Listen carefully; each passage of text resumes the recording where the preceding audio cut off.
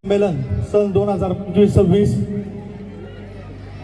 आदरणीय व्यासपीठ व समोर बसलेले सर्व पालक, ग्रामस्थ, बंधू भगिनींनो, आज खरं तर एक मोठ्या प्रमाणात हा स्नेह संमेलनाचा कार्यक्रम होत आहे. शाळेत चालू असलेले विविध कामे मी तुमच्या समोर मांडणार आहे. आपल्या शाळेची पटसंख्या 225 आहे व 10 शिक्षक कार्यरत आहेत.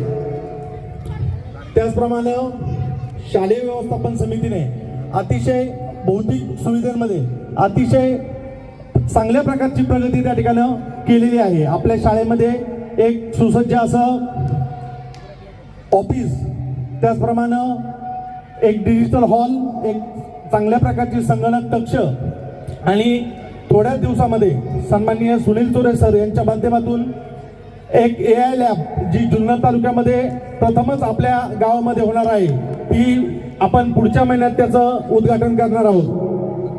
त्याचप्रमाणे शाळेमध्ये मिशन बर्थडे जो कार्यक्रम चालू आहे त्याच्यामध्ये आतापर्यंत 3 लाख रुपयाची मदत या मिशन बर्थडेच्या कार्यक्रमातून शाळेसाठी मिळालेली आहे. त्यामध्ये आपण 1,51,000 रुपयाची कायम ठेव त्या ठिकाणी केलेली आहे आणि त्या पैशाच्या येणाऱ्या व्याजातून आपण 15 ऑगस्टला जे गुणवंत विद्यार्थी आहेत त्यांना बक्षीस वाटप त्या ठिकाणी करणार आहोत. त्याचप्रमाणे गुणवत्तेमध्ये देखील मागील वर्षी आपल्या शाळेचे 5 विद्यार्थी राज्यामध्ये आलेले आहेत. तसेच आपण विद्यार्थ्यांना व्यावहारिक ज्ञान मिळावं म्हणून दरवर्षी आठवडे बाजाराचं त्या ठिकाणी नियोजन करत असतो. तसेच स्कॉलरशिप, मंथन परीक्षा, ऑलिम्पियाड सगळ्या परीक्षांचं या ठिकाणी आपण नियोजन करत असतो. डॉक्टर बाबासाहेब आंबेडकर योजनेअंतर्गत आपल्या शाळेची निवड झाली गत वर्षी आणि त्यामध्ये आपल्याला 84 लाख रुपयाचा जो निधी आलेला आहे त्यामध्ये काही कामे झालेली आहेत, परंतु काही कारणास्तव काम बंद होतं. परंतु आता पुढील काळात काम चालू होणार आहे आणि 1-2 महिन्यामध्ये ते देखील काम संपूर्ण होणार आहे, पूर्ण होणार आहे. त्याचप्रमाणे 2026-27 या कालावधीमध्ये सुद्धा आपल्या तालुक्यामध्ये अशी एकमेव शाळा आहे ज्याची मॉडेल स्कूल म्हणून निवड झालेली आहे. आणि भविष्य काळात खरं तर कंसेताई आज आपण एक मोठी घोषणा करणार होतो, परंतु काही कारणास्तव ते मान्यवर आले नाही. परंतु आपण पुढील महिन्यामध्ये या मागच्या साईडला 2 मजली इमारतीचं भव्य उद्घाटन पुढील महिन्यामध्ये आपण करणार आहोत आणि त्यासाठी एका कंपनीने 2.5 कोटी रुपये निधी दिलेला आहे. तसेच आपण हा जो गॅदरिंगचा कार्यक्रम करत आहोत यासाठी सुमारे 2 ते 2.5 लाख रुपये जो खर्च आहे तो सर्व पालक, सर्व ग्रामस्थ यांच्या सहकार्यातून त्या ठिकाणी आपल्याला मिळालेलं आहे. आजचं जे अन्नदान आहे त्या अन्नदानासाठी रुपये 1 लाख, त्याचप्रमाणे ज्या जाहिरात आहेत त्याच्यासाठी रुपये 54,000 आणि लकी ड्रॉ त्यासाठी एक 20,000 रुपयाची बक्षीस आहे. हे सर्व ग्रामस्थांनी व पालक वर्गाने आपल्याला दिलेलं आहे.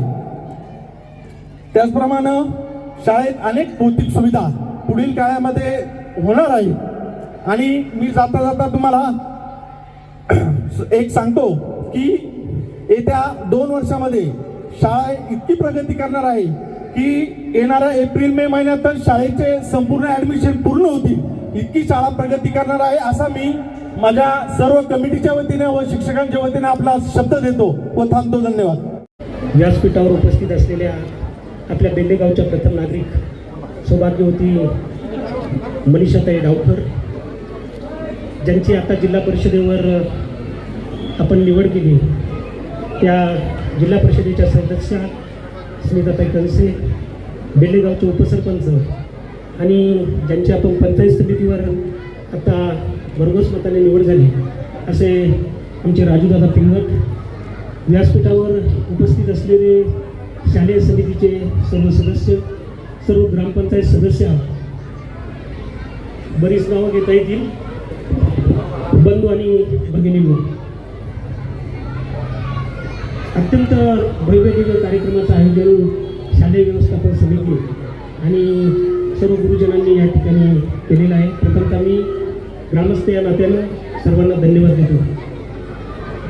मगाशी या ठिकाणी आल्यानंतर 1975 सालचं बालपण आठवलं. 75 साली मी पहिलीला होतो आणि पहिलीला असताना त्यावेळेच्या भौतिक सुविधा शाळेमध्ये काय असतील याचा अंदाज पाठीमागे बसलेल्या ज्येष्ठ मंडळींनी केलेला असेल. ती घंटा, तो एक डेरा, त्याच्यावर छोटंसं झाकण आणि मग ते ग्लास एकच, तिथेच पाणी पिण्याची सुविधा. पाऊस झाल्यानंतर ते जे डकलस असायची त्याच्यामध्ये मुलं आम्ही उड्या मारायचो आणि मग पायाने असं पाणी मारलं की सगळं अंग अगदी भिजायचं. तर नंतर मग आपल्या तक्रारी शिक्षकांकडे सांगायच्या, गुरुजींकडे किंवा बाईंकडे, आणि मग तो धपाटा मिळायचा, असा जोरात धपाटा मिळायचा. आणि तू खोडकर आहेस अशा प्रकारचं सर्टिफिकेट पण दिलं जायचं. त्या थे व दिन. आता मात्र चांगल्या भौतिक सुविधा झालेल्या आहेत, ग्रामस्थांनी चांगल्या प्रकारचं लक्ष दिलेलं आहे आणि विशेष म्हणजे शालेय व्यवस्थापन समिती जी आहे ती चांगल्या प्रकारचं काम करत असते. गेल्या 15-20 वर्षापासून आपण पाहतो.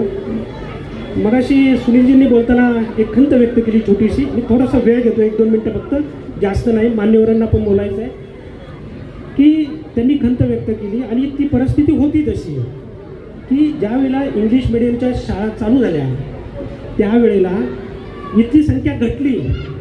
शिक्षकांचा जो घोडा आहे, आपला मुलगा इंग्लिश मिडियममध्ये गेल्यानंतर एक चांगल्या प्रकारचं पुढे त्याला ज्ञान मिळेल, त्याला शिक्षणाच्या दृष्टीने तो पुढे जाईल, जगामध्ये कुठेतरी चमकेल, अशा प्रकारची एक भावना तयार झाली आणि बरीचशी मुलं ही इंग्लिश मिडियम शाळेमध्ये घालायला लागली. त्याचे जे दुष्परिणाम आहेत ते दुष्परिणाम आपल्याला पाहायला मिळाले. आपली संस्कृती ती पोरं विसरली, नातेवाईक विसरले, इथली माती विसरली, इथली माणसं विसरली. पण खऱ्या अर्थानं चांगलं शिक्षण हे कुठं मिळत असेल तर जिल्हा परिषद शाळेमध्ये मिळतं. हे आपल्याला आत्ता समजायला लागलं, कारण इथले जे गुरुजन आहेत ते जीव तोडून काम करणे. आपण घडवलेला जो हिरा आहे तो जगाच्या कोणत्याही कोपऱ्यामध्ये जरी गेला तर तो चमकला पाहिजे, अशा प्रकारची जी भावना आहे ती गुरुजींमध्ये असते, ती बाईंमध्ये असते. पूर्वी म्हणायची, आता सर म्हणतात, परंतु खरे ते गुरुजन. अशा प्रकारची जी परिस्थिती आहे ती आपण आता सध्या पाहतोय. बांगर सर असतील, डुकरे सर असतील, मला वाटतं घोडे सर असतील, ही जी मंडळी आहेत, काही भगिनी आहेत, मुख्याध्यापिका आहेत, चांगल्या प्रकारचं काम आहे. मी सर्वांना ग्रामस्थांच्या वतीनं धन्यवाद देतो.